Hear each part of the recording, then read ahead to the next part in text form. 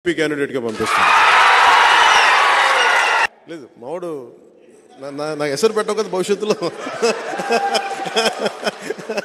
ఒకవేళ మోదీ గారు అడిగితే, అమిత్ షా గారు అడిగితే నేను ఎంపీకి వెళ్ళాలంటే మా ఉదయం అడిగి స్వాప్ చేసుకుంటాం ఇద్దరం.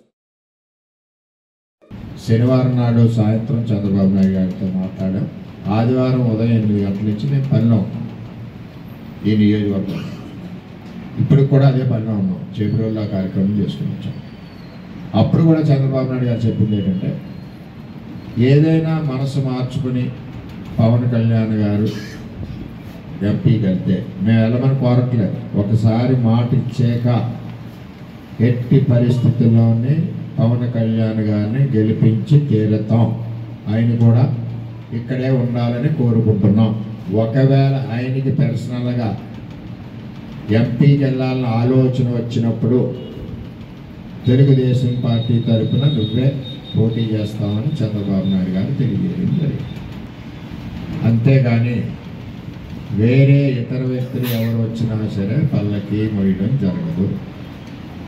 మా తెలుగుదేశం పార్టీ ప్రకారం మేము పోటీలో ఉంటాం.